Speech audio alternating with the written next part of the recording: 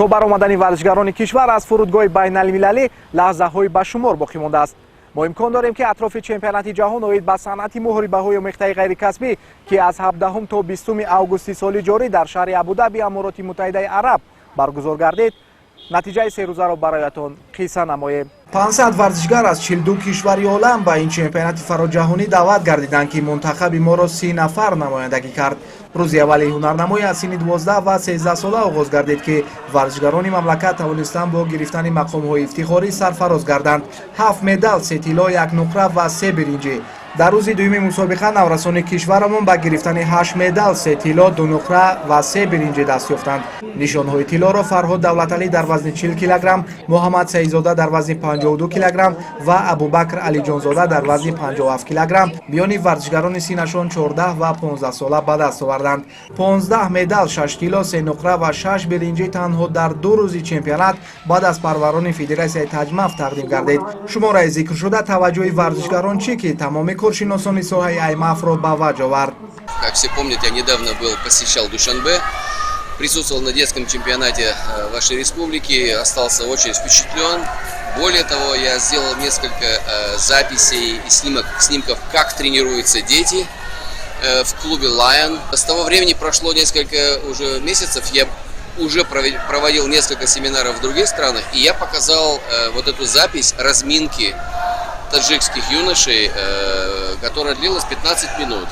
Значит, в 2 странах мне сразу сказали, если бы у нас так проводили не только разминку, а все тренировки, они на следующий день бы никто не пришел заниматься. И у них большое будущее. Самое главное, чтобы было средство, чтобы тренироваться, ездить.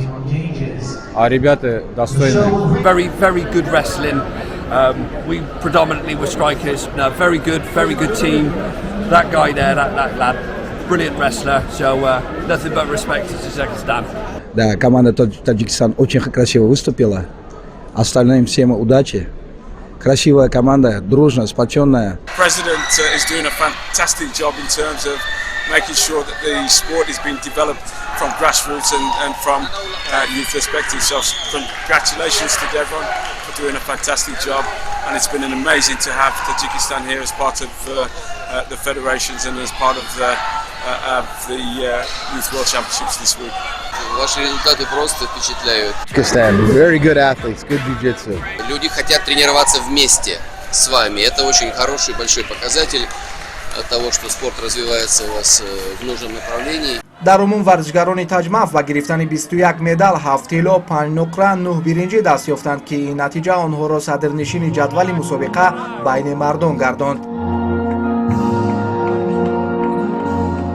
ду давлати аврупоӣ, Ҳолланд ва Ирландия бо Федератсияи таҷмаф созишномаи ҳамкориро рӯи варақ имзо карданд. пештар аз ин Федератсияи таҷмаф ҳамкории дуҷонибаро бо Федератсияҳои Украина, Амороти Муттаҳидаи Араб ва Чехия ба имзо расонда буд.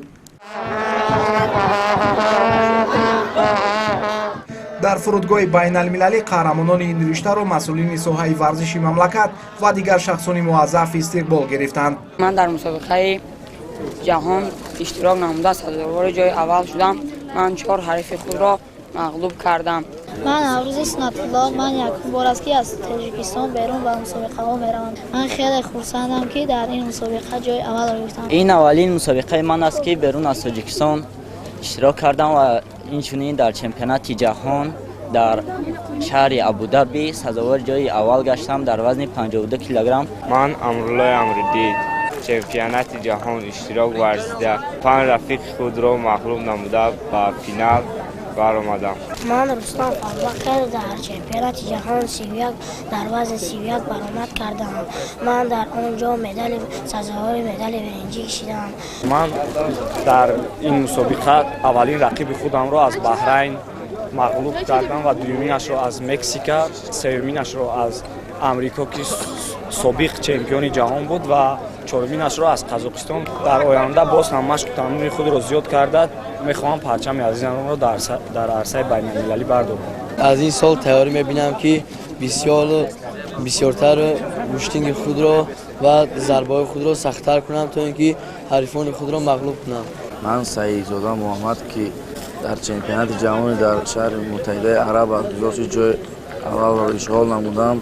Сараввал мехоҳам миннатдории худамро ба устодам бирасонам Турсунов Бахтиёр. ҷураев даврон бо он ташаккур мекунам ки мо ҷавононро хело ҳам дастгирӣ мекунад. бояд қайд намуд ки дар раддабандии ҷаҳонӣ ҷумҳурии тоҷикистон дар ҷамъи холҳо ҷои сеюмро ишғол кард дар байни 42 давлат. ин бори аввал дар таърихи тоҷикистон мебошад ки аз намуди санъати морибои омехта тоҷикистон тавонист ба сегонаи беҳтарин ворид гардад. бале, тоҷикистон ба пеш. аввалин маротиба ин вожа аз ҷониби сарвари давлат муҳтарам эмомалӣ раҳмон ҳангоми ба истифода додани агрегати дуюми нерӯгоҳи барқии обии Роғун ки ба рӯзи истиқлолият 9 сентябри соли 2019 рост меомад садо дод.